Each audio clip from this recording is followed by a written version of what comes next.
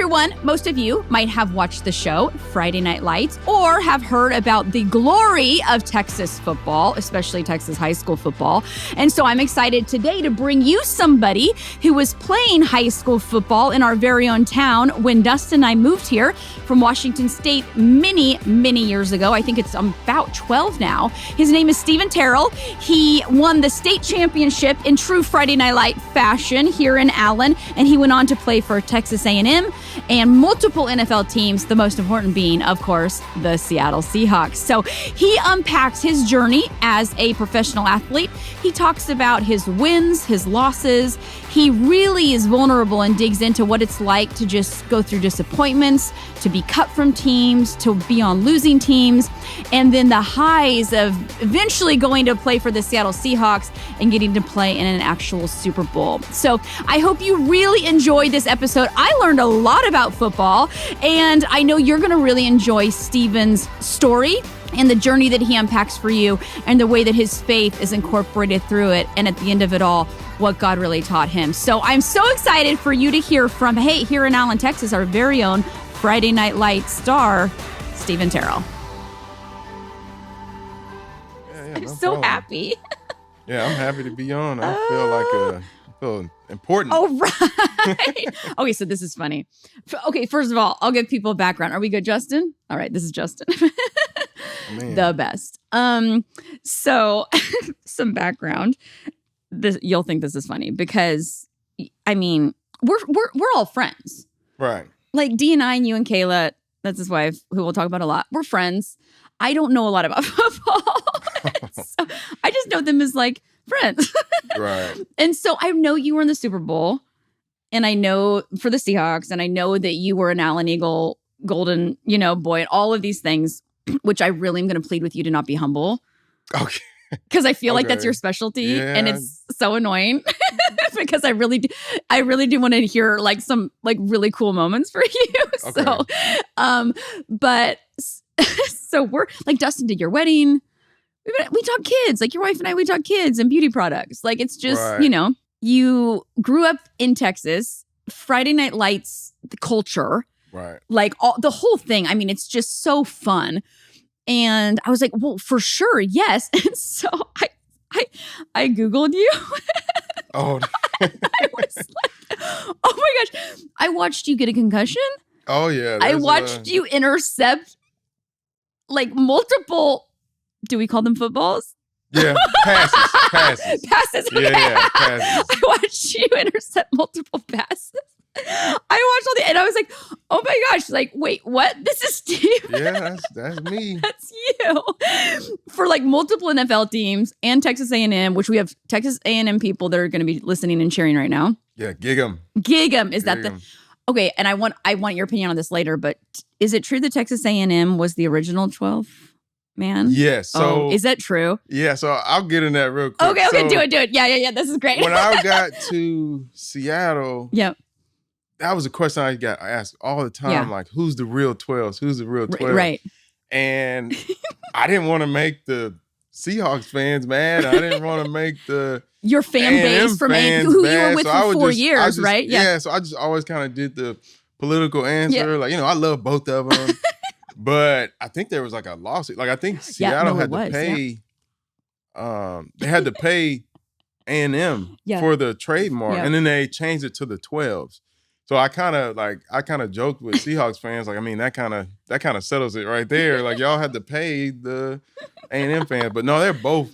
I swear it was like the best fan base in college and the best fan base in NFL, and they were both the 12s. And they're both the 12s. I was like, it was meant to be. Like it was perfect. It was a perfect. Let's just all get along. Set up, yeah. But no, I got asked that question so many times. Well, you were with A&M. I'm getting ahead of myself. You were with A&M for 4 years, right? Yes. Yep. Okay, so let's back up first, though.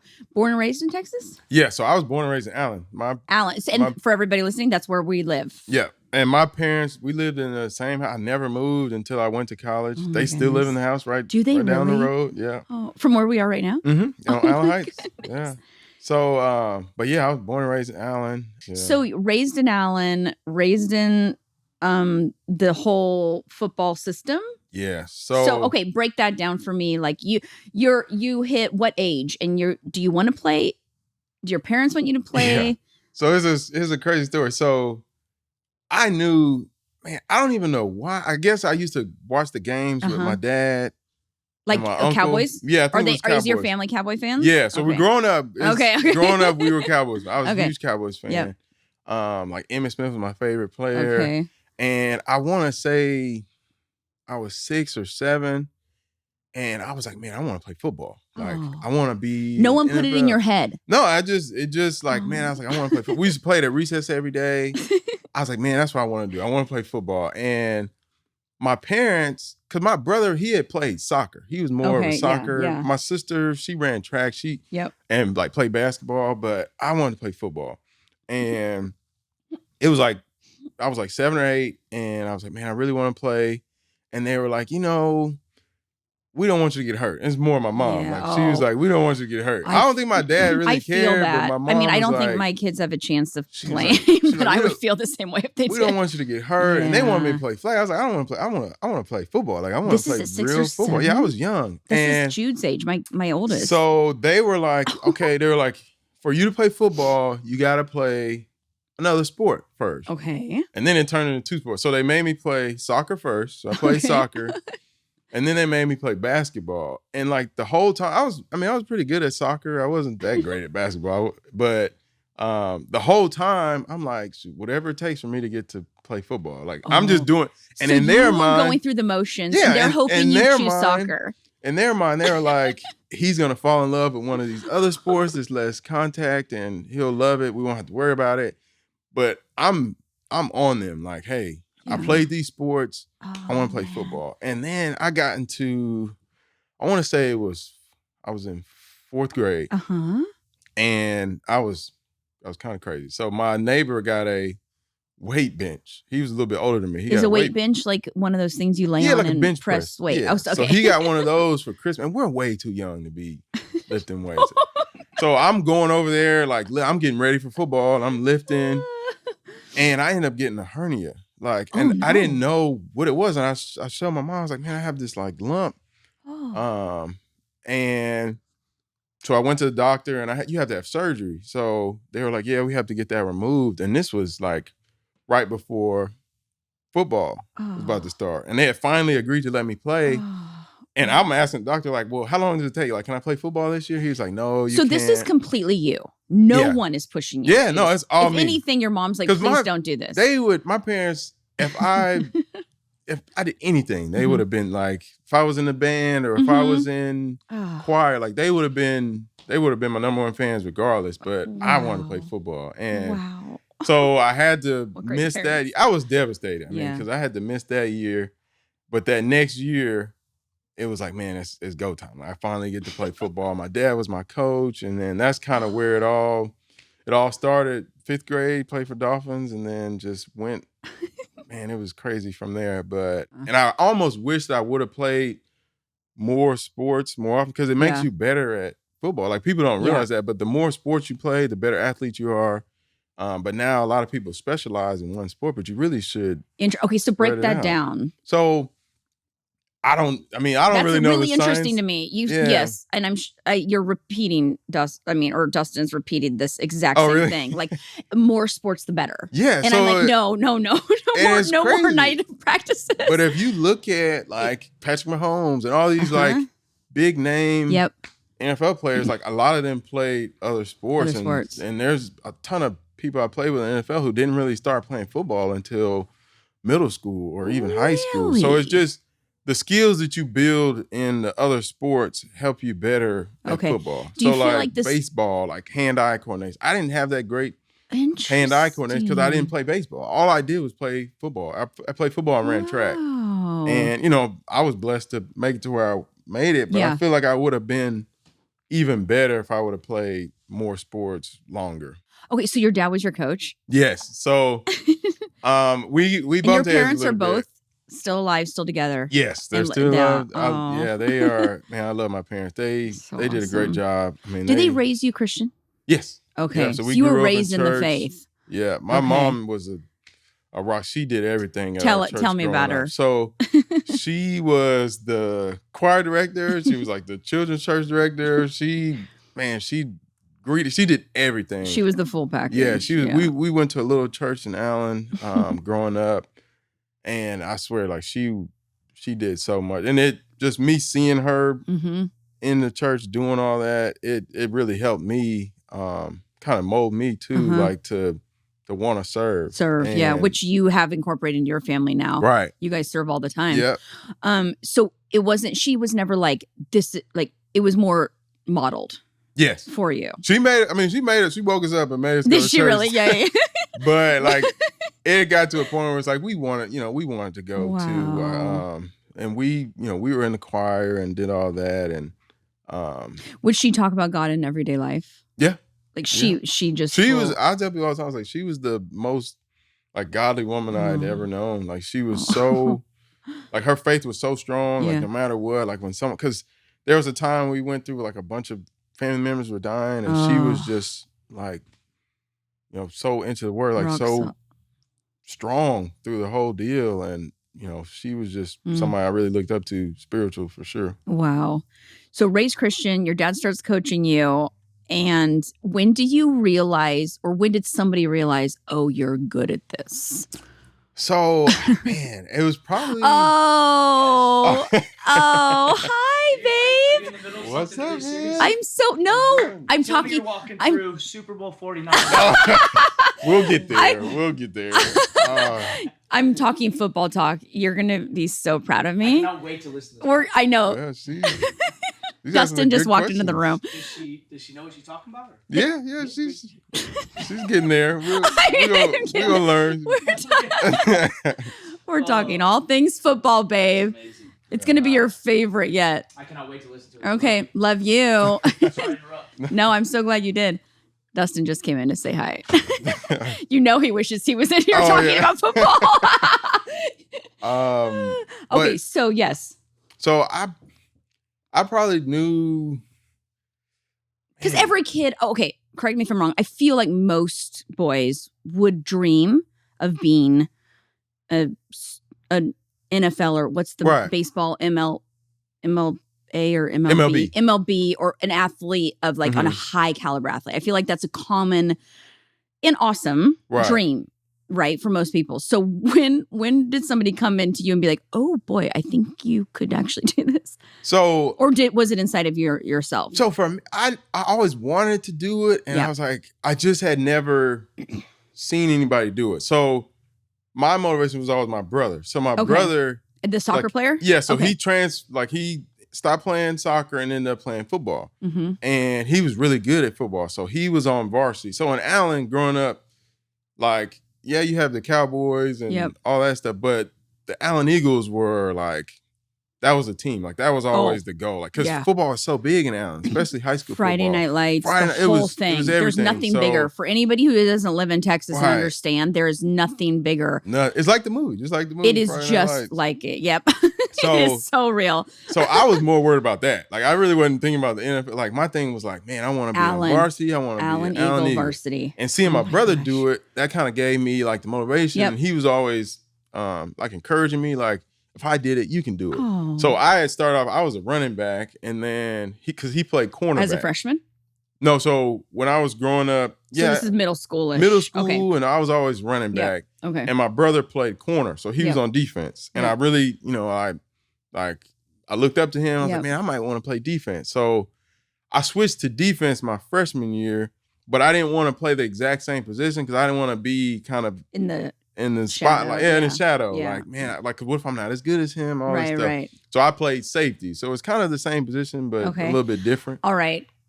Can you explain what a safety is? So safety, basically we're the last line of defense in football. Like So it's a defensive position? Yes, a defensive position. So we cover tight ends, receivers, the people who catch the ball. You're covering people. Yes. Okay. And then we're tackling. I like that. That's very cool. Yeah. And then we tackle the running backs if it's run and play and things like that. So you cover and tackle. Yes. Okay.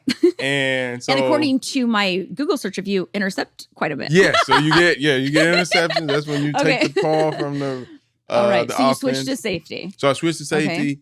And then so my sophomore year, I was on varsity. And usually you don't have that many sophomores on varsity. So I think when I made varsity as a sophomore, that kind of gave me the confidence, like, man, I can really do this. Yeah. And okay, that was the moment where you're like, oh boy, where I was like, man, I can really be good at this.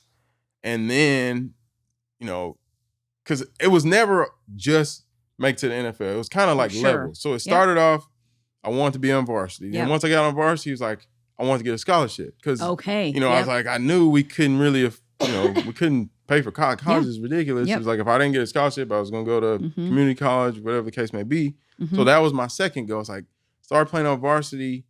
I was like, man, I can, I'm pretty good at this. I can get a scholarship. Okay, can I ask you, were you pretty driven as a sophomore? So this is your focus, right? 100%. I was like you're not laser out. You're focused. Not, I wasn't. You're not out acting a fool. Yeah, I mean, we all acted a fool a little bit, right?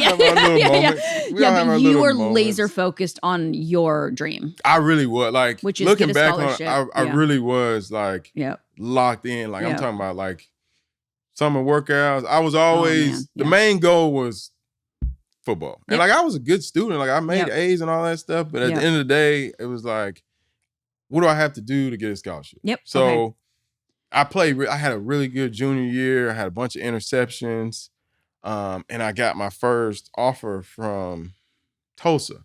Junior year? Yeah. It was like in the middle of my junior year. And I was so happy, man. Is that common to get an offer from it? I mean, now if you're good enough. If you can get them junior year, a lot of them come junior year. Can you break down, because not everybody understands Allen football? Yeah. The level.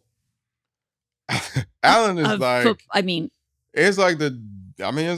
it's America's team of high school. Yeah, that's the perfect way to put it. Yes. That's the only way I can, because we got the stadium now. Back when I played, we didn't have that. Oh, you never got to play. I never got to play in that stadium, but you helped build it. Allen is so big. When I played in Seattle, people would know I was from Allen and ask me about the stadium all the way out in Seattle. So it was a big deal. It was a big deal. So, and you're junior getting offered, and I took pride. I took pride in being a part of that. So absolutely. So I got that first offer from Tulsa, and man, it was funny because I wanted to commit right away just because I worked so hard. I wanted to get a scholarship, and that was just a big accomplishment for me. Because just knowing that, no matter what, I had a place to go to college and it'd be paid for. And like I said, by the end of junior year, I had a ton of offers. I don't even know how many I had, but I ended up choosing Texas A&M. Okay. And I committed before my senior year, and just like me, I'm a calculated guy. I was like, I don't want to get hurt senior year. Yep. And lose my scholarship. That plays out. Yep. Yeah, because I've seen it happen before. So I was like, I'm gonna commit before. And I committed to A&M, had a really good senior year too. And me and my buddy, Easy, he went to A&M with me. So I had somebody going with me from Allen. Okay. And it was like. And in Allen, you won the golden trophy of, what is it called your senior year? So state championship. That's it. Yeah. State championship is like it's the Super Bowl of high school. It's the thing that you work for, you dream about. And Allen had never won it. No way. Yeah, Allen had never won it. So they were new on the map when you came in. Right. So my brother, his team had been the furthest that Allen had ever gone. And they went the game before state, and then they lost. Goodness. So our junior year, which is crazy, we had the best. We were undefeated during the season, had the best season Allen ever had. And we lost the first round to a team that we had beat before. It was like the biggest upset ever. So we lost first round. Okay, can I pause you? It was a huge disappointment. When you get severely disappointed in sports, right? What's are guys crying? Are they throwing stuff? Are they? What's the visceral reaction when it doesn't turn out like you want it to? It's just like anything else that you care about. I mean, I've cried. Yep. Thrown things. Yep. Just get frustrated. So that game, I was frustrated. I mean, a lot of people were crying because I was thinking about the seniors. Oh. They had we had lost the first round. It was over. It was over so quick. so that next year, our goal was like, man, we gotta make sure that doesn't happen. You're gonna make again. it right. Yeah, we gotta make sure that doesn't happen again. Yes. I was one of the captains, and that was like our goal. Was like the whole year we were like, this will never happen again. This will never happen again. Kind of doing it for the seniors. Yeah, it was like a movie. Really it really sweet. was like a movie. I tell people, I was like, if they made a movie about our high school team, like they probably wouldn't even pick it up because it'd be like too cliche. Like it would be too. Oh my gosh! Like the comeback. Yeah, it was like the perfect comeback story, and I was like, it probably wouldn't even get picked up because it was too. They'd be like, no, it's too kind of like cheesy and predictable, but it happened. Like it happened, and that was like the coolest. I was so happy. Like, so your senior year, you win state. I think D was at this game. Yeah, we won, and it was just like. It was just amazing. Like, and then when we had a ceremony. Are we dating Kayla at this point? Yes. Okay, so this is when the story gets really cute.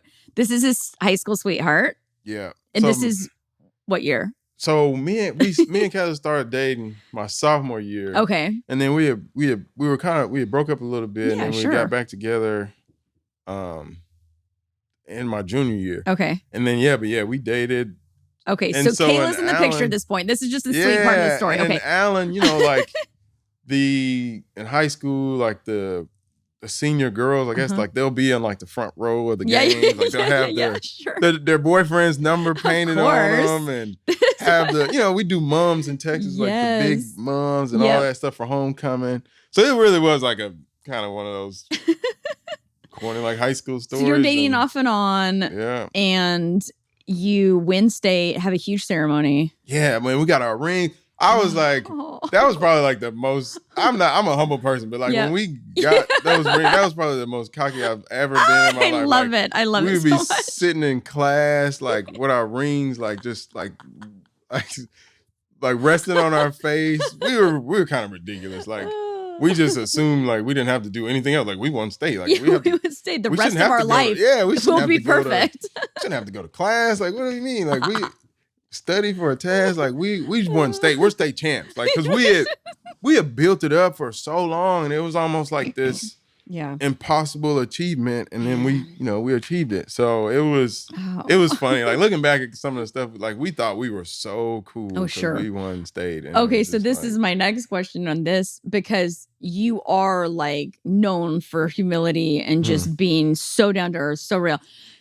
Was there ever a time, and you already alluded to it a little bit, but where your ego started to get a little like, come on, we're awesome, we're the best? That was it.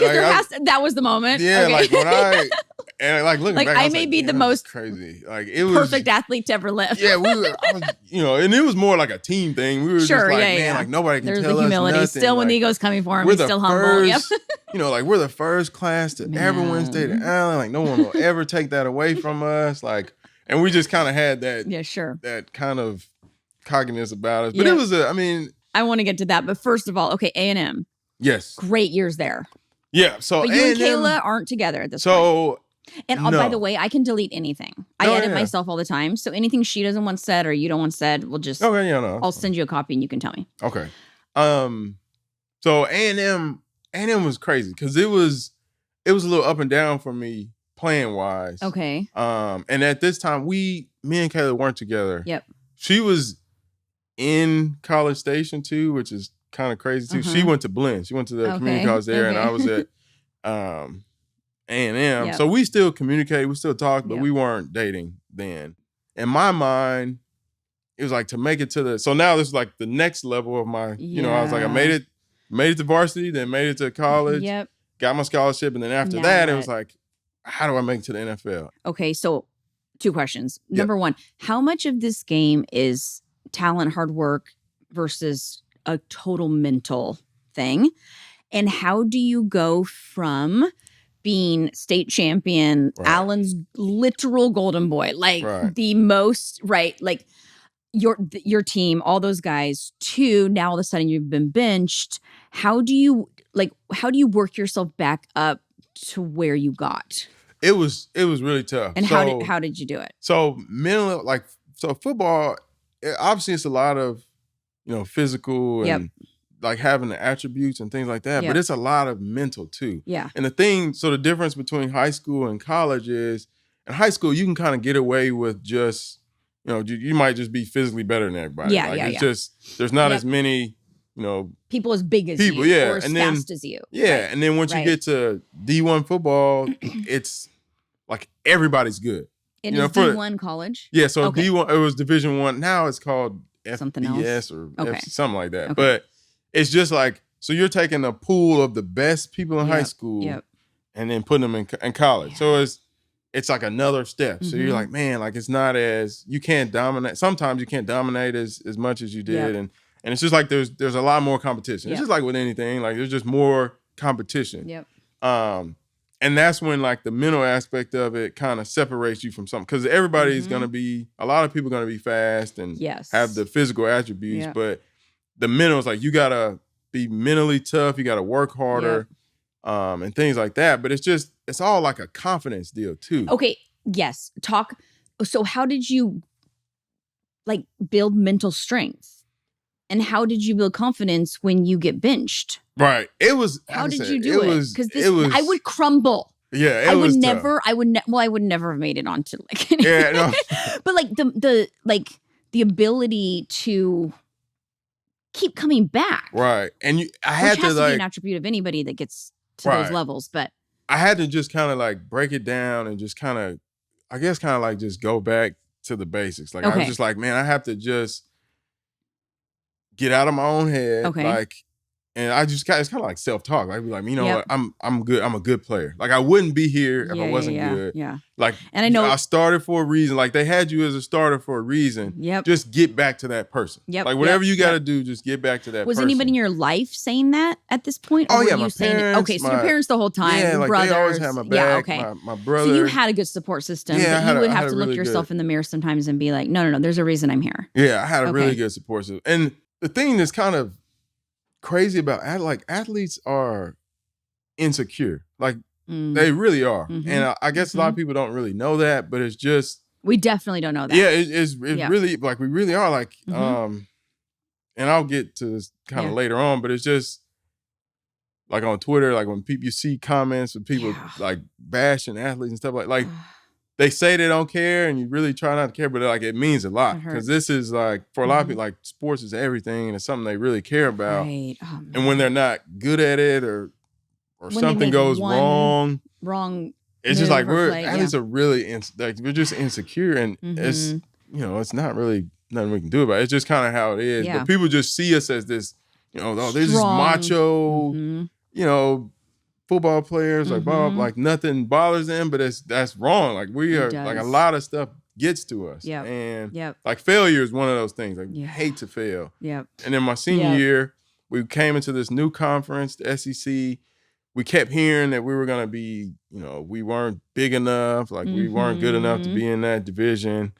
And we ended up, I think we ended up beating Alabama, the number 1 team in the nation. Oh, wow. It's a crazy game. Oh, my goodness. Johnny Manziel You played in that? Yeah. Oh, my Johnny goodness. Manziel was our quarterback, and we ended up winning. Way. He won the Heisman that year. Oh, I remember this. I think we only lost 2 games. Like we went to Cotton Bowl and so it was like we exceeded expectations. Great senior year. Like it was crazy.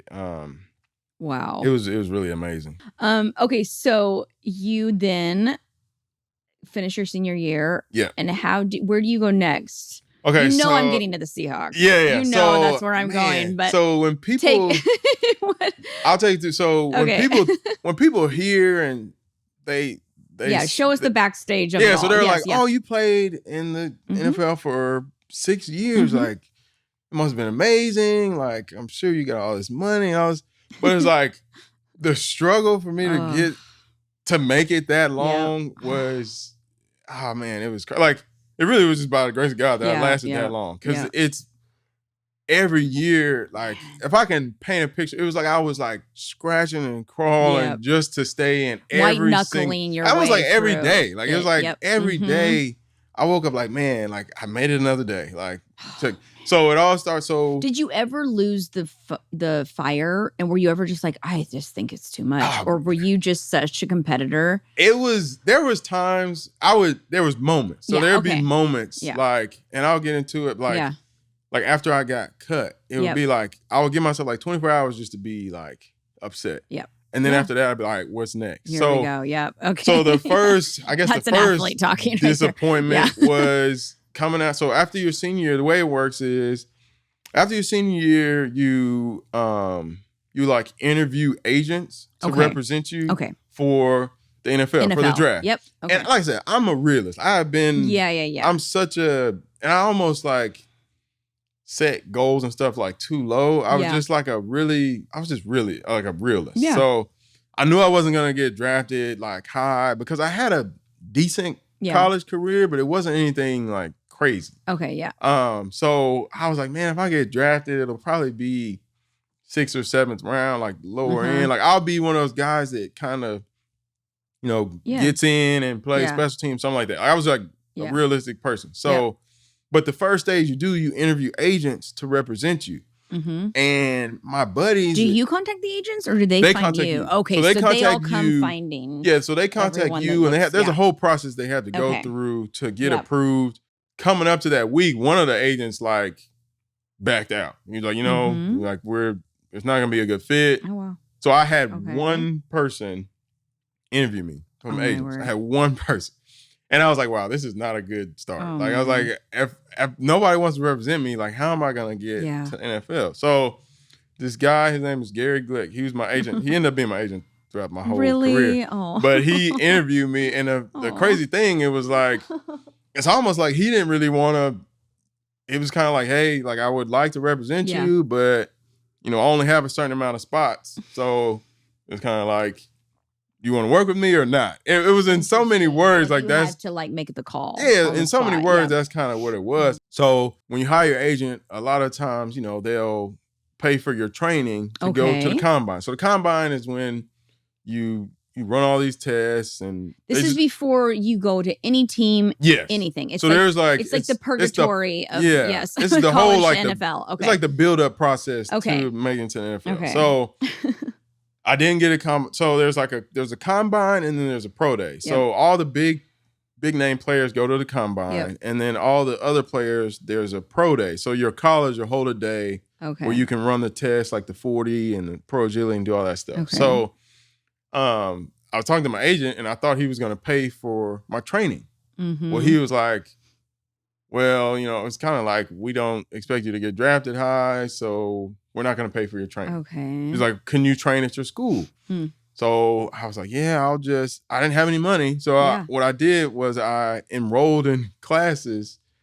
So after you graduated. Yeah, so I could get my scholarship check. Because to get your scholarship check, you got to have 12 hours of classes. So I took like bowling. I took some classes I had taken before. Pottery. Yeah, it was just kind of like pass-fail classes. Yeah, okay. And I trained it. So I did that so I get my scholarship check and I could eat. So I did that. I trained. And then another obstacle, like the person at our strength staff who was supposed to train the people who stayed at school, he took another job. So I was like, man, everything that can go wrong was going wrong. Yeah. And I was like, man, I just don't know if this is going to even work out. So it was crazy. Like pro day comes around and man, I killed. I ran like a 4.35 40.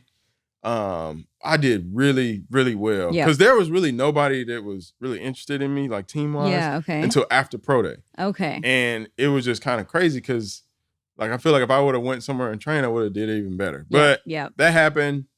And then so you do the pro day and then you go to the draft. Yep. So the draft comes and I'm not having a party or anything because I know I'm probably not going to get drafted. And the way it works, if you don't get drafted, teams can call you as an undrafted free agent. It's kind of like a tryout. Okay, so yeah. So the whole draft process, I'm just sitting there watching, teammates get drafted and people I know get drafted. It's a long weekend because you're just on edge because this is your future. Like this is your. It's either like a lot of people don't, they never get drafted and it's like it's the end of a dream. It's over. So what's crazy though is the last day of the draft, the Oakland Raiders called me and they were like, "Hey, we have 2 picks in the 7th round. We're gonna, we'll probably take you with one of those picks. Okay. So I tell my family, I'm like, hey, I'm probably going to be a Raider. Yep. They're going to draft me. So we're watching the draft and like. So you don't know what's happening. You're literally watching it live. Yeah. So we just watch it. You don't know. Like you don't know. This is too much. You don't know you're going to get. My heart is beating. Just you don't know you're going to get drafted. Imagining the scenario. Until the pick comes. So. Oh my goodness. You find out with everyone else. Yeah. So they, it's the 7th round. They have 2 picks. The first pick comes. They draft somebody else. I'm like, that's fine. They say they have 2. Like there's another pick. The next pick comes. They draft another person in my position. And I'm like, wow, like just, I never heard from them again. Like never, like the rest of the day, like they didn't call me. And I was so hurt because I'm like, man, why would you get my hopes up? Right. Like, why do they not know what these players go through? Like, it's stressful. Like draft day is the most stressful thing. So that happens and the draft is over. And then after the draft, teams call you like, hey, we want to bring you in for a workout. Yeah.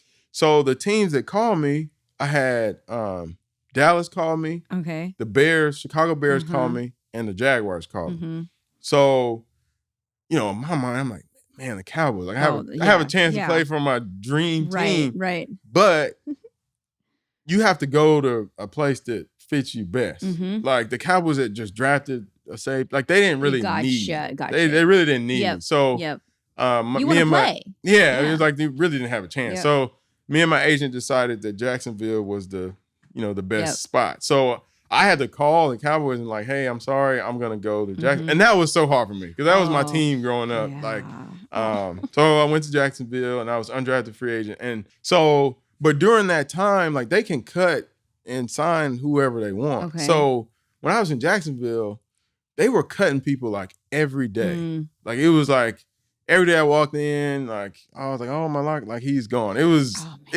so like looking back on it, it was stressful. So I just cannot. So it's like every day you're literally fighting. You're fighting for your like NFL career. Right. Like, and I don't think people really understand it. People, they watch Hard Knocks, the show.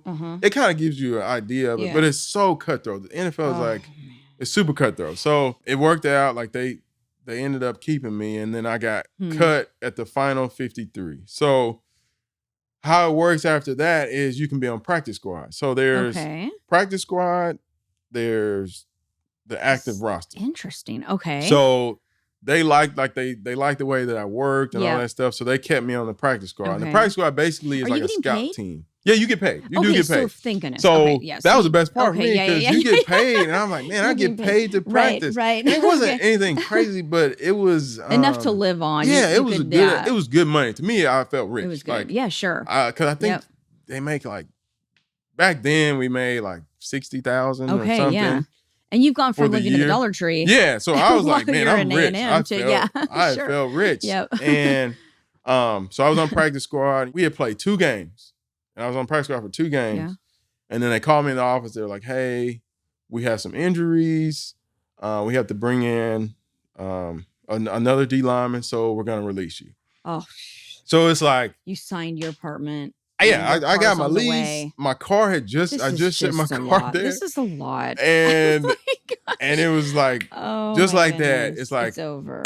It's over. And I'm like, man, what am I going to do? It's like, I got released from this team. I got to try out for another team. And so they'll call you like Monday at like noon and be like, hey, we have a flight for you at 4. Can you make it? And it's like, you got to go. So I had a couple of those and I work out for the team, try out for the team, and they would end up, saying either signing somebody else or not signing anybody. Yep. And I had like $3,000 in my bank account. And I'm like, I'm good for the year. Like, because it's more than I had in college. Right. I'm good for the year. Right.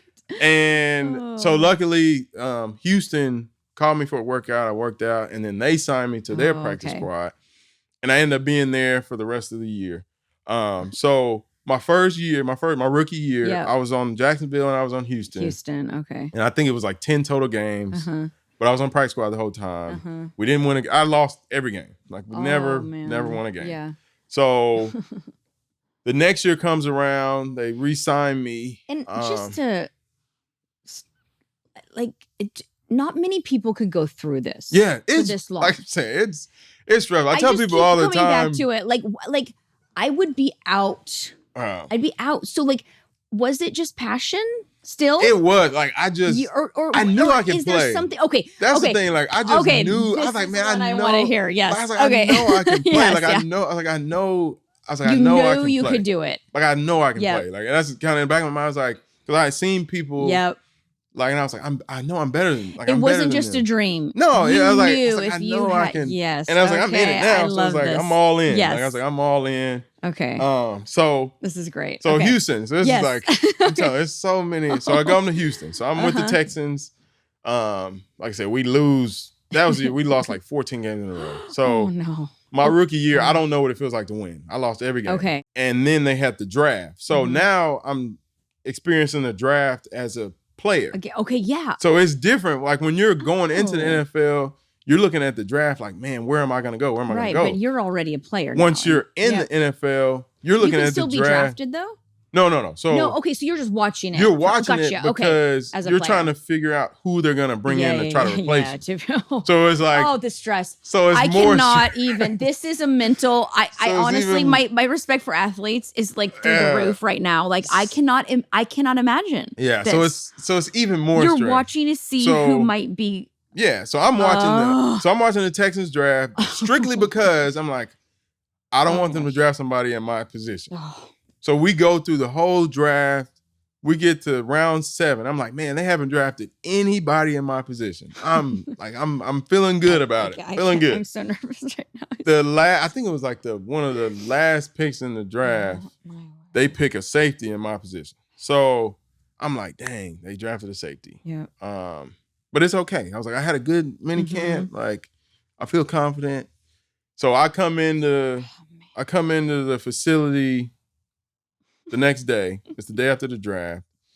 And that's the other thing. Like, I had been cut before, so I knew like what to look for. You could read. Like, there's you could always read it. So when you get cut in NFL, like you walk in there's a guy like standing there. So before you go to meetings, they'll just grab you and they'll be like really like nonchalant. They don't want to embarrass you or anything. They'll just kind of like pull you aside and be like, hey, we need to go to the GM's office. So I saw the guy, and he pulled like 3 different people. Maybe more than that. He pulled like 4 people and they left. So he didn't get me. So I'm like, okay, I'm good. I'll go to the team meeting. And then we leave the team meeting and the guy's like waiting. And it's like, he's looking at me. I try not to make eye contact with him. And he grabs me. He's like, hey, we need to go to the GM's office. So boom, get cut again. Do you come back? I come back home. Allen, okay. And this is another like 4 months. Okay. And I'm just waiting. And then training camp starts. So it's like, man, people are starting practice and I still haven't been on a team.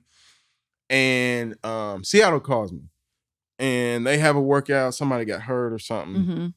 And I've been training, so I'm ready to go. Yeah. I go out and it's funny because I've been on multiple workouts before and I had brought a bunch of clothes. Because it's like, if they sign me, I'm not leaving. So I brought a bunch of clothes. If they sign you, you stay. You stay. Oh, and this is insane. I have been on like this life is. I had no idea. It's kind of crazy. I had no idea. So I had been on like 3 workouts with a bag full of stuff. Yeah. And I didn't get signed. So I was like, man, I'm not bringing all this stuff. Like they're probably gonna send me home anyway. So I come to Seattle with like a carry-on suitcase, and most of the stuff is like football stuff, like my cleats and some gloves, and then like maybe like 1 or 2 pair of clothes.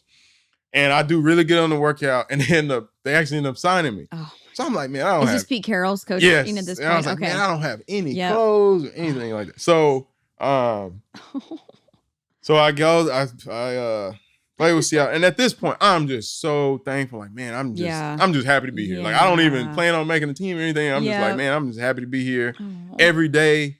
It's like, man, I made it another day. You're getting to do what you love still. Yeah, I was like, I'm getting to play football. So camp went through. I had a good camp, and the cut day comes, get cut again. So it's like, I did not know this. Yeah, so it was like, oh man, I make it through training camp, but I get cut. Okay, but Seattle liked me. They're like, we want to keep you on practice squad again. Okay, so I'm like, okay, I have a job. Like that's cool with me. I've been cut 3 times already, but I have a job. So I am like so happy. Yeah, and the crazy thing about it. What's the year? So this was 2013. 13. Okay. Yeah, or 20. 2014. Okay, one of those. It's 2013, 2014. Okay. And it's crazy because the game is the game that we're playing the Cowboys. So your team. Huge game. Like I'm all excited. And it's really sad at the same time too, because we found out that my grandmother passed. So my parents couldn't come to the game. So they would normally fly. Yeah, they would normally come to the game. My parents can come to the game, and I couldn't go to the funeral because of the game. That's so hard. It was like I wanted to come, but they were like, "No, it's your first game. Like you need to play." So it was like all kinds of emotions. Like, man, like I finally get to play, and then I lose my grandma. You can't go. It was crazy. But I played in the game. I ended up playing a lot. Like I actually played on defense. Like, and I played pretty against good the Cowboys. Against the Cowboys. And I think we ended up winning. Or I can't remember. I think we might have lost. And then going into the playoffs, it was like the week 16. It was the last week, and we were doing really good. I mean, they had just came off a Super Bowl, so this is the year after they won the Super Bowl. Okay, okay. And we were going into the playoffs, and they were like, "Hey, we're gonna promote you. You're gonna be on active for the whole playoffs. Like, there's no more up and down. Like you're on you're good." And I'm so happy. I'm like, man, this is great. Pause. Did you like the Seahawks? I love the Seahawks. Really? Okay. Love the Seahawks. You like the guys? Yes. Like it was the best. You liked Pete? I love Pete. Loved Russell. Like all the guys on it was like I tell people all the time, I played on a bunch of teams, but that was the best team for sure. I love that team. What made them so good? It was just like a family like atmosphere. Like it felt real. Like people like genuinely cared about each other. The coaches really cared about true camaraderie. Yeah, and Pete builds the system to be a positive environment. I've heard this about him. It's so positive. Everything. It's like you're not allowed to like, what is it? Whine, make excuses. Yeah, no complaining. No complaining, no whining. Yeah, no excuses. Something. Yeah. So it's all just positivity. It's just he like pushes positivity and pushes positivity. And it affects your play. So the best I ever played was in Seattle. Well, I was going to say, that's already been your MO up till now is like it was just like now to go enter a team, I'm sure that prioritizes positive talk. Yeah, it was just perfect fit because it was like they maximize their players and they don't want you to be. The thing that I really like about Seattle is they don't want you to be this robot. Like some teams, they're like, I want you to do this. I want you to be this person. Seattle was different because they were like, we see who you are and we're going to make you the best version of yourself. Like, man, that's great. They don't try to change you. Like, we're not going to change you. Is that Pete down? Yeah, that's from the top. Like, that's the as an organization, they run like that. And that's great leadership. And that's why they're always so good. Because they don't try to transform players like a lot of coaches and organizations try to do. And even in like the real world, like as a running a business, and like I would do it the exact same way. Like the way that he structured, and I told people, I was like, the way that Pete structures the Seahawks, like that's how I would structure my business. Like like that's how I wanted to do it. Like if I was like when I'm coaching, I used to take notes and stuff. Like when I'm a coach, I'm gonna steal all this stuff. I used to think I was gonna be a coach. I was like, I'm gonna steal all this stuff. But it was just you like those guys. You loved the program. I loved it. And there were a lot of men of faith in there, right? Yes, yeah. Like the Seahawks have a lot of, and that's the other thing. Like they, and most teams do. Like they have a team chaplain and all that stuff. But like we would have like Bible study on off days. Like Russ would lead it. Russ Wilson would lead it. They would bring in the assistant passenger. He's the real deal. Yeah, Russell? Like that's so. People used to. That's why I used to get a lot of questions. Like, man, is Russell like really like that? And I'm like, no, he is an amazing person. True. Like he is the most. He's genuine. Like that's real. Like people just assume that somebody can't be like that, I guess, and have like that level of. Yeah, he really loves the Lord. Yeah, but no, he's all. He walks the walk, talk like he is all about it. Like there's no. It's not a show. Like he's really that person. And I loved him. Like I loved him for that. And Cam Chancellor, he's another. He's a strong man of faith too. And it was just like for them to be at that level and to have the production that they have and to still like keep him first because there's a lot of distractions. Oh, I can't imagine. There's a lot of distractions, and for them to do that, it made it easier for me and for all the other players because it was like they were the leaders and they kind of led the team that way. And And another Pastor Judah. Oh, yes. He was the chaplain, right? He was the team chaplain. And it's kind of crazy how his sister is one of my best friends. Yeah, how he became, because so we had another chaplain before him, and I loved the guy. Like, I didn't really go to before every game, we'd have, they call it chapel. It was like a little church service, because really? we play on Before Sundays. Is that only in Seattle, or is that everywhere? Every team? So they do it Saturday night. Like, you have team meetings, and then they'll have like a chaplain come in and kind of do like a, for anyone who wants to. And have like a little sermon for you. Yeah. And when they like kind of let the old chaplain go, like, I was a little upset. I was like, man, right. Yeah, like, you I'm a loyal guy. Like, I was like, yeah, totally. Man, like, and because Russell knew Judah. He was like, man, no, he's like, y'all love him. I promise you'll love him. And I was a little like salty. I was like, man, I want the old guy. So I missed a few of them. And then when I came into one, I was like, I need to check this guy out, because he looked like that was the first like swaggy pastor I guess I've ever seen. Like, I didn't know he was, like, I used to talk to him all the time. Like, say, I never knew he was the chaplain. Oh, because he'd be on the sidelines. Yeah, he'd be on the sidelines. And I just thought, like, you didn't know he was the chaplain. I didn't know. I had no clue. Oh, that's and funny. I was like, oh man, like, this is the chaplain. Like, and he spoke, and it was like one of the best. Man, he was so passionate.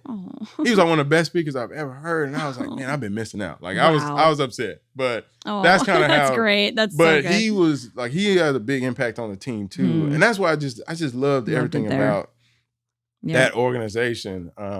But we end up. So they say no more ups and downs. Yeah. So I end up going to the playoffs. I'm playing in the playoffs. Like, I'm living the dream, man. Like, because I had, the year before, I hadn't won a game. Like, I lost every game. And this year, like, I'm actually playing. Like, You're I'm playing on a winning team. I'm on special teams. Like, we're winning. Yeah. Blah, blah, blah. So, we played the Packers in the NFC Championship. Okay. And, oh man, Pastor Dustin probably loves this game. I was just about to say. It was a crazy. So sad he's not the one listening. It was to a this crazy right game. now. Like, I mean, we're losing by like 21 points. I think Russell had thrown like 4 interceptions. But what's crazy is that whole game, Russell was like, we're going to win. Like, he's like, it's fine. Like, we're going to win. We're going to come back. And there's points in football games where you're like, okay, I think we're going to lose. Yeah. Like, and I got to that point, like, man, like, it was a good year, but we're going to lose. And we came back. We got an onside kick. It was just that was probably one of the craziest games. It was like your senior year at the Eagles. Like, it was crazy. And we won. So we ended up winning. It was the loudest game I think I've ever been a part of. Is it true that when you're on the field in Seattle, it's like thunder? Yeah. It's like you can't, you could be. It's so loud. As close as me and you are, like, I could be screaming at you. You won't hear. Couldn't hear anything. So you do a lot of hand signals and stuff like that. But that was the loudest game ever. Man. And we won. And man, it was just like on top of the world. Like, I'm going to the Super Bowl. Like, you're going to the Super Bowl. Like the most, like you dream of. Like the little 8-year-old me who was like, that was what, like, man, I want to, like, I dreamed of going to the Super Bowl, and I'm doing it. Like, man, I'm going to the Super Bowl. It was like, man, that was a whole different, like, getting tickets and, man, like, so my thing, like, I'm all about trying to make money. So sure. I was like, I'm going to have my family there, and Kayla. I was like, I'm going to have my family, my closest family members there. And then I'm gonna sell other tickets. I was gonna say that's so smart. Because I'm like, like I'm making good money, but I'm still not like a ticket, right? Yeah, it was $1,500. So I don't know. I mean, I'm retired. They can't do anything. So what I would do is, so they're $1,500 a ticket, and you can get like 15, I think. Oh. So I got all of them, and that's a lot of money. And what I did was you get 3 free. So I paid for 2. I think we had 5 people there. And then I sold the rest of them. And I made a lot. I was like, man, I made a lot of money off those tickets.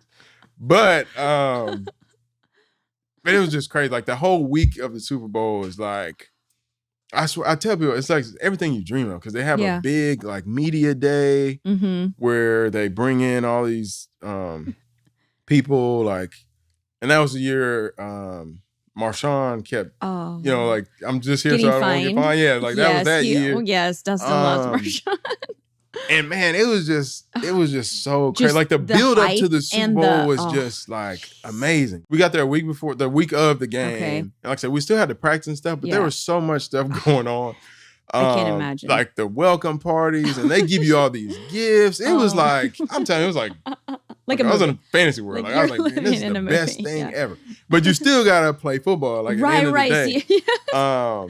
But I mean, like that build up was crazy. And then your family comes in. So we stayed at a resort, and your family comes in. I think it was like 3 days before the game or something like that. So I had my family with me. It was there. It was just like, it was perfect. Like the night before the Super, like I really couldn't sleep. I probably slept like 4 hours. And then we have the whole restrictions on you day. guys? Or are they like, hey, no you have partying, curfew. No alcohol. Okay, curfew. Yeah, so I would you have imagine. curfew the night before. And that's for every game. You have curfew. You stay okay, so that's not just Super Bowl. Yeah, they want you to be fresh. Because who knows what. So, not everybody is as planted and as you. So the night of, I mean, like everybody had gave these like great speeches. It was like man, the team. Yeah, it was like it was like a movie. Like I was ready to play, and I wasn't even gonna. I was like, man, I'm not really gonna play. So you don't think you're gonna play?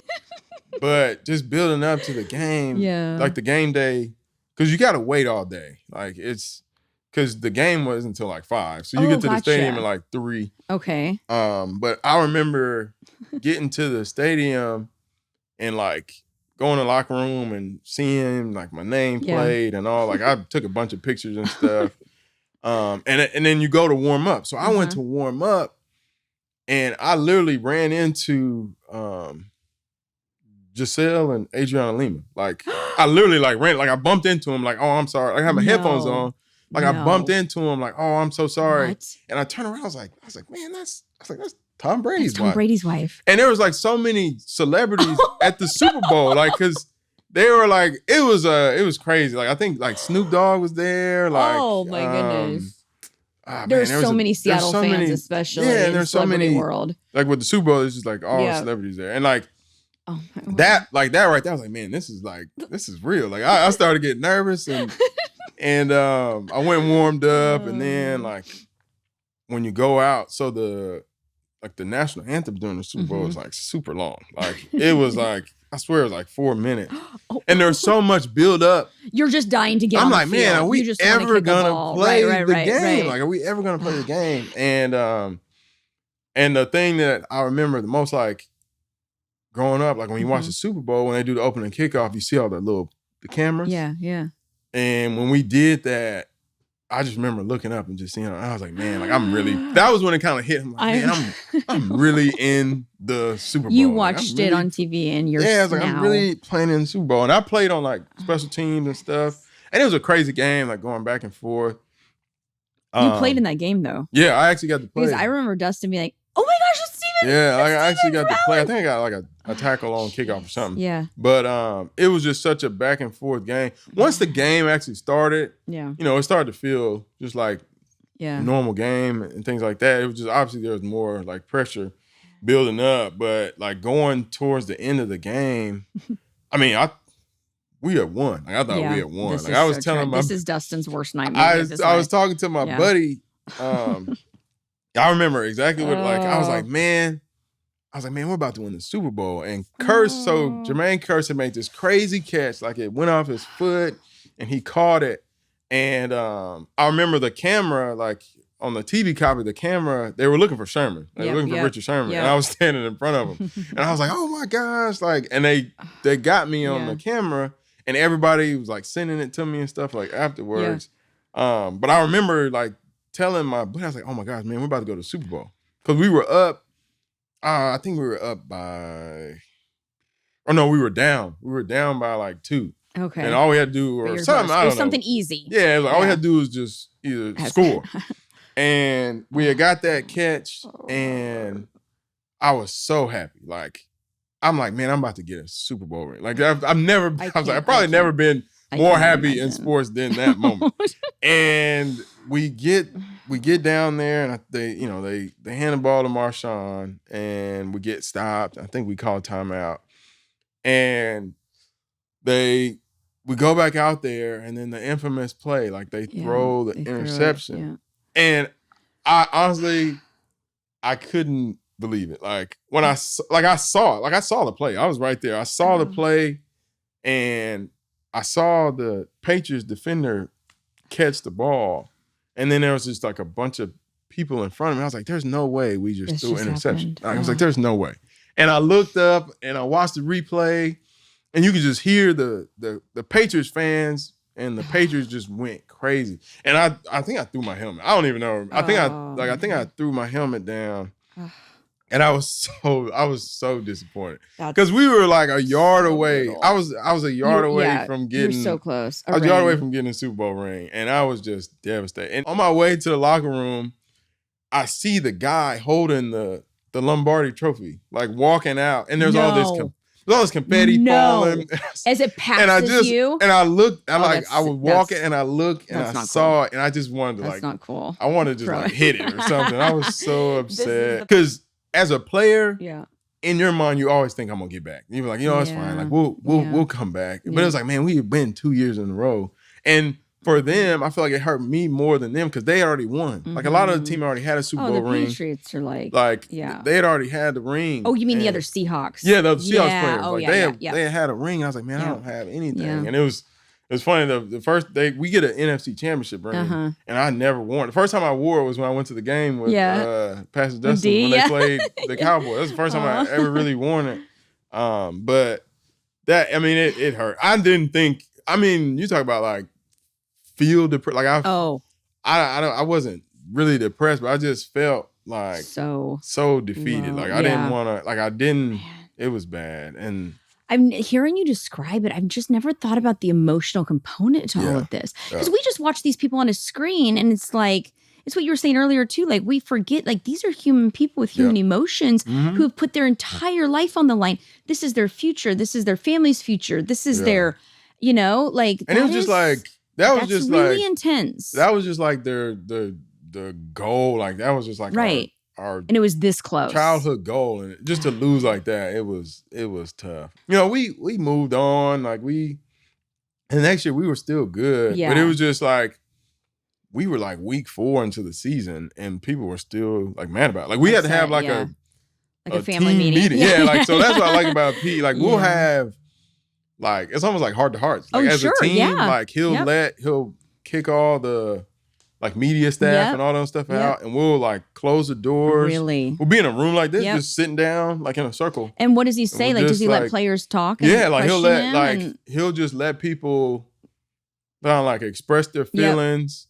Like, and because he's like they have a sports psychologist. Yes, I can't think of his name. I heard him on a podcast. He's interesting. So he's all about stuff like that. Like Pete's like really good at doing that. The psychology of it. Yeah, and even with like we went through a bunch of stuff like with the like national anthem deal. Yes. Like we had a heart to heart about that. And he's like I said, the Pete's best thing is like that he hears you. Like he listens to people. The people, And like I said, he let us basically he was like, I'm gonna let y'all just get your anger out. Like just get it out. And people did. Like people were like, I'm mad that we're built off running the ball and defense, and in the biggest moment you threw like people kind of let him have it. And he let them do that he publicly. Let him do it. He was because he knew it would help. He was like, I know y'all probably been holding it in. Just get it out. Like, if you got a problem with me, get it out. Just get it out. And it helped because from then on, we played good. And that's wild. Wow, what leadership. Most leaders wouldn't be that secure. And I was signing 1-year deal. So every year it was like a 1-year deal. And years go by fast. Yeah. So it was like that year was over, and it was like, all right, are they gonna bring me back? And they would bring me back. And I'd be like, great. And then the second year was over.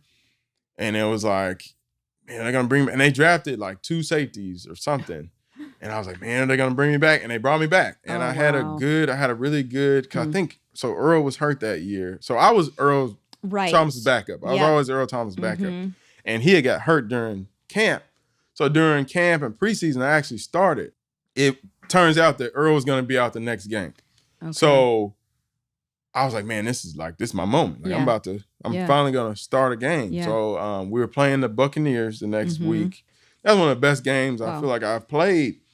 And like the coach was telling me good job and all that stuff. but Earl was coming back. So he came back. And you and Earl are friends, right? Yeah. Yeah, we're real good friends. That's an interesting dynamic too. Yeah, he's and it's never like anything like that. Like I knew he was like he's the best safety in the league at the time. So it didn't, there was no competition or anything like that. But so he came back and then he ended up breaking his leg. So he was out for the rest of the year. And it was kind of like, that's brutal. It hit me like, man, like this is like it's your time. Like they're either gonna stick with you for the rest of the year as a starter, or they're gonna bring somebody in. So you better like play good. And I was at that point,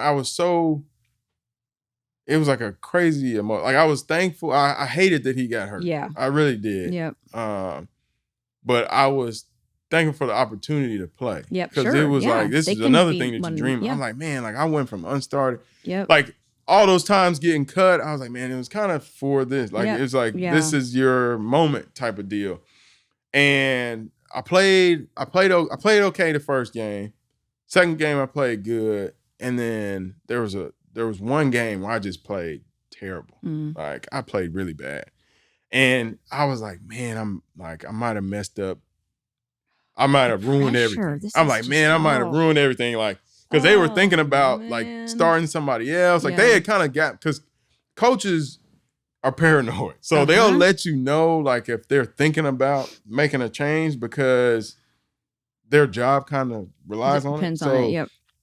The DB coach kind of gave me a head. He's like, hey man, like, I know you're doing everything you can, but he was like, it was kind of like if you play like that again, like they might bring somebody else in here. So you gotta like tighten up. Like you gotta play better. And I'm so paranoid. Like this is so. I'm like, oh my gosh. Like, and I'm talking about I work my butt off. I'm staying after practice. Like I'm doing everything like to make sure I can play good.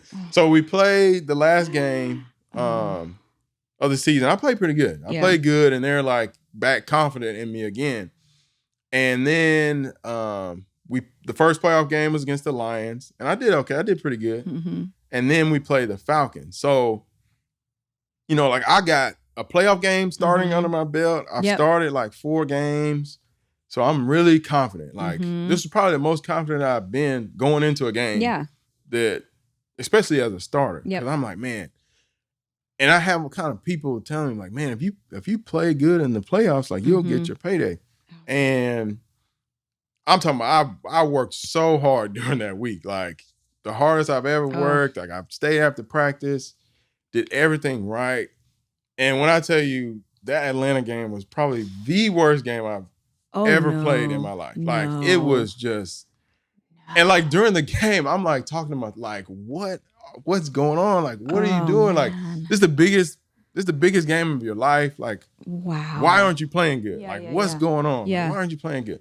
And it was just hard. Like I wanted to like during the game, I felt like I was gonna break down. Like I thought I was gonna just like start crying. Looking back, what do you think it was? Was it just an off day?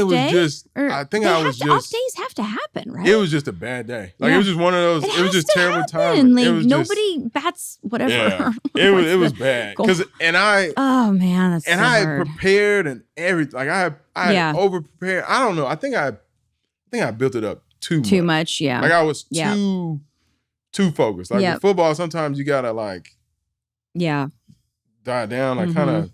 But anyway, it was bad, and we lost, and like it was really tough. But the next day, like I couldn't sleep. Like I was like, man, I just kind of ruined everything. And that next day, like in the meetings, I remember like I like apologized to the town. I was like, man, I'm sorry, I just didn't have it. And I remember Richard Sherman, he was like, man, he's like, you worked your butt off. He's like, you don't ever have to apologize for that. He's like, you worked your butt off. Like, we believed in you, all this stuff. And that like coming from him, like that meant so much to me because that was like the lowest, that was probably my lowest point. And it was, you would think like, man, you just started a playoff game. But that was my lowest, like my whole career, that was probably my lowest point. Because it was the biggest game, the biggest like moment really of my career. And I like, oh man, blew it. Like in my mind, I blew it. And it was a contract year. So like Seattle didn't re-sign me. They end up drafting a safety. And I still, even after like that was the first year. Like usually I take a break after the season and kind of like decompress and like give my body a rest. I took like the weekend off and I went back to work. I was like, man, I can't. Like it was such a bad feeling. I went back to and so I was a free agent and it went through like I went through all the free agency, didn't get signed. I had some workouts and I was just like really discouraged. And I figured like that's what because I got like back into like my spiritual life more. Yeah, well, like that's what I was going to start to ask. Like, how did your faith play out in all this? And that's the other thing. Yeah. Like during that whole run, like of starting, like I was in chapel. Like I was like, we were doing our Bible study. Like I was like all around, like at my best. I was like, man, I'm at my best. And when that happened, I was like, man, like how is this? Like I was really like, how could this happen? Like I was doing everything right. That's honest. Like I was all in it. Like I was pretty mad. I was kind of upset. Yeah, it's real. And I felt like I feel like he was just kind of testing me. Like it's easy to be all in when everything's going your way. Like it's really like it's really not truer words being never spoken. Like, oh yeah. And in my mind I was like, dang, he's like who couldn't be like you were starting, like you were playing, like you're living your dream, like you're doing like how could you not be all in, like spiritual and everything? Like how could you not? Good. And I feel like he like used that game as like, let's see how you really are. Like, and that's how I took it. And I was like, you know what? Like I was like, man, like that was probably why that happened. Because I was like, it was something that I probably needed. Like, and it sucks that happened and it kind of ruined everything. But it turns out that that's kind of I feel like that's what it was. He just wanted to, I just saw it as like a test. Yep. And then like all through free, because I was like, you know what? I'm just going to trust him. I'm just going to trust him. Yep. And I just said, I was like, you know what? I'm just going to trust him. So I trained. So you kind of made your peace with it. Yeah. And I just trained and trained. I was like, man, like, I was like, God, I hope you got a plan because this is not, like, I'm not getting any interest or anything like that. And then the Chiefs called me. They called me and it was really crazy how this all played out. So me and Kayla had been dating for a while. I bought the ring and everything. Like, it took me a while to figure out how I was going to propose and all this stuff. And I finally figured it out. I was like, we're going to go to Hawaii. We're going to, we're going to do a little like dinner deal and we're going to propose. So remember earlier I told you, like, when you get workouts for the NFL, they just call you. Like, oh no. So they called me and it was literally like, they called me on Monday or whatever day it was. And they're like, we need to work you out on this day. Well, it was the day before we were leaving to go to Hawaii. And I went good and I killed the workout and they ended up signing me. And then I proposed like the next, it was a crazy good weekend. Week. It was a good week. So weekend. And I ended up like proposing the next weekend, but it all kind of worked out because and when I was in Kansas, I had like a really good camp and they actually they released me after camp, but they brought me right back because one of the safeties got hurt. So I was with them the whole year. I was playing good. I was actually planning on starting. I started a couple games and then I hurt my finger. And I had to have surgery. So it was like another one of those. Another like, thing. Here we go again. And I had the surgery, and then the Chiefs didn't end up re-sign. They actually offered to re-sign me, but my agent, like, we waited because we wanted to see if I could get more money, and that didn't happen. I ended up going to Tennessee, and it just didn't work out in Tennessee. And then I got released. And then after Tennessee, that's when I kind of my career was kind of over. So I waited a year before I actually retired. But that's kind of how the end of my career kind of played out. And there's some things I'm like, man, if I would have did this, if I would have just re-signed with Kansas City, maybe I would have still been playing.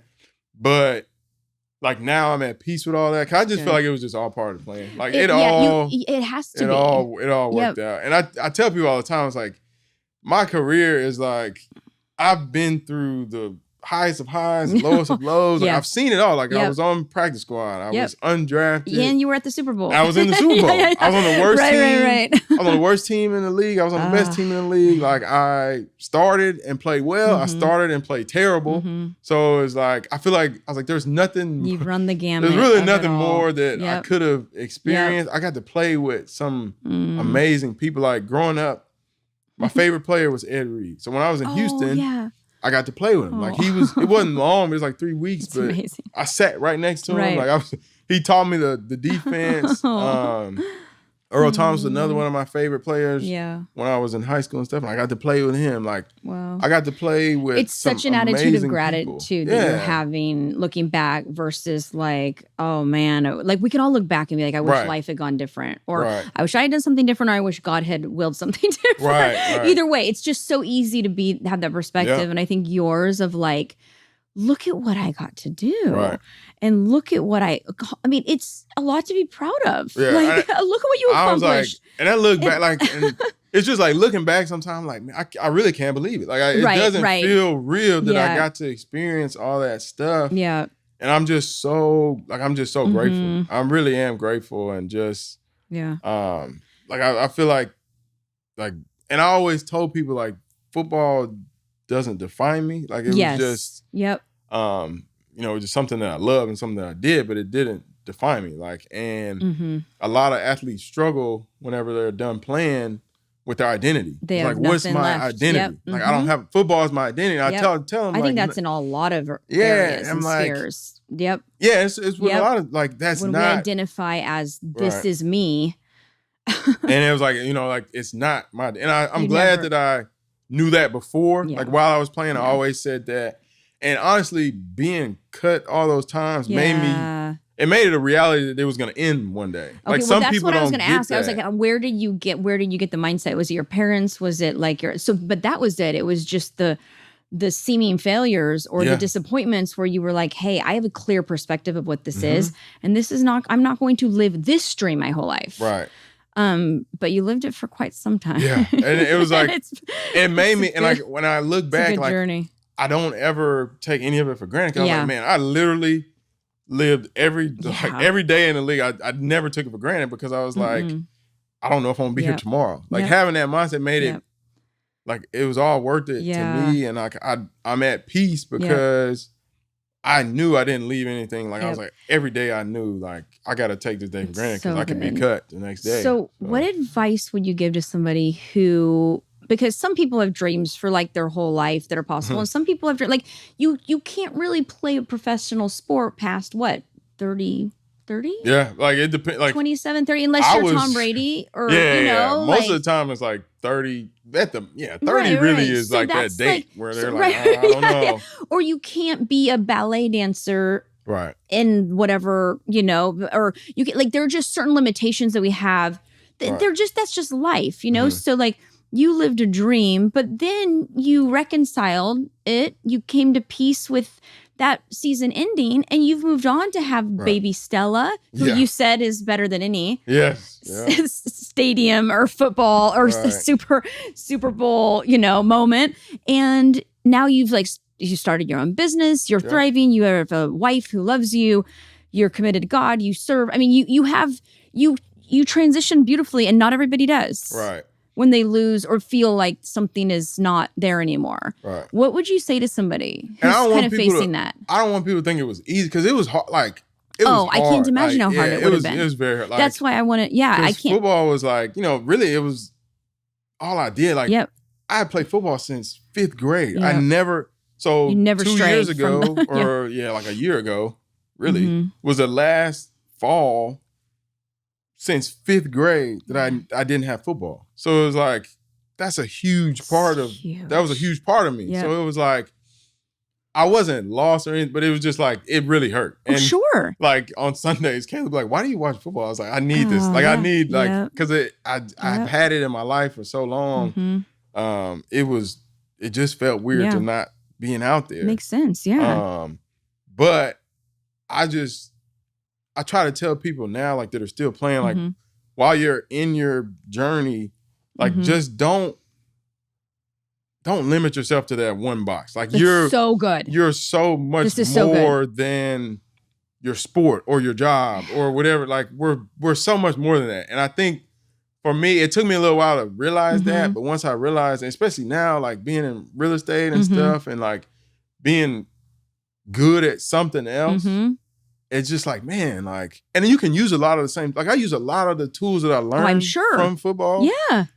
In the real world and from sports. And it's like, I just want people to know, like, you don't have to be limited to that one thing. So good. Like we can be good at other stuff. And it's like, that's not your identity. Like your identity is bigger than your sport. And I was like, I feel like God gave me that platform to, you know, like spread love and, you know, like show his word. We say audience of one, like when I played, because it was really like, what was our purpose? Like our purpose really isn't to win games and, you know, like make fans happy. It's really to use our platform to kind of spread his word. Whether it be like, you don't have to be a preacher or anything. Like I really wasn't a preacher, but I just wanted people to kind of like lead by example. Like say like, oh, okay, he you know, he does it the right way.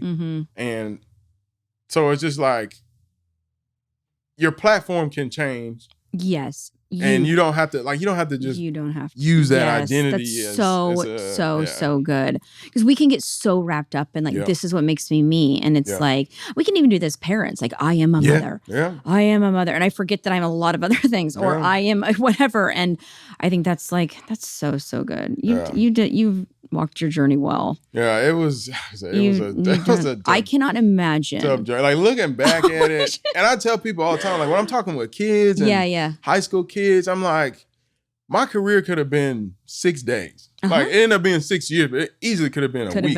Like it could have been 2 months. It could have been a year. But I was like, really, I just didn't quit. I just didn't quit. And like, I just, you know, believed. I just believed in myself. And I believed in God's plan. And like I said, and even looking like that wasn't my plan. Like my plan wasn't to play 6 years and kind of, you know, start here and there. Like I wanted to be a superstar. Sure. It just didn't work out that way. But there's nothing wrong with that. Like you're gonna fail in life. No matter what you do. Oh, it's so true. If only it worked out the way we wanted it to, right? But I was like, I learned a lot from, he knows. I learned a lot from each failure. It was a crazy ride. Like it's crazy journey. I think people will learn a lot listening to you and just the because this applies in every area. It really This isn't does. just for football because obviously, like I'm not going to go draft or go out for the draft or however you draft yourself. But even things you're saying apply to me and you know they will to others too. And that's how like because right now like with being in real estate or whatever, like if I lose a deal or something like that, like that's to me it's like getting cut or you know not losing a job, losing my starting job or whatever the case may be in football. Like I just kind of compare the same thing. It's all the same. Like I just love sports as an analogy because that's what I like. But it applies to everything. It really does. So good. Thank you. Oh, thank you for having me. This is so good. This is awesome. This is so good. Talk too long. I can talk for hours about sports. You're gonna go run around your old field. No, I need to go watch some football. This was so good. Tell your girls hi. Okay. That we love them. They're my everything. My girls. I think that's my favorite thing you said the whole time, and you've given a lot of good wisdom. But hey, nothing compares. No, it doesn't. And nothing compares. To man, like I'm playing a Super Bowl, and like, but that feeling when, like, seeing Stella born, I was like, man, there's nothing like Baby Stella. Like, there really isn't nothing like being a dad. Like being a dad. It's just crazy. It's like so much responsibility and all this stuff, but it's just cool. Like when they look at you, it's like, man, like that's a little me. That's a little me. You. Maybe she'll be an NFL coach someday. Maybe. Come on, girl dad over here. I don't care girl what. Dad. Like, that's what I tell. Like I don't care what her and Jada play. Like I just ask that it be a sport, so I can cheer them on. Like okay, Dustin. Okay. Jada's we're taking this to a close. Now he's paying you. I'm thank you. Happy about it. What's A&M? Gig'em. Thanks and Gig'em. And go Hawks. Yeah, go Hawks.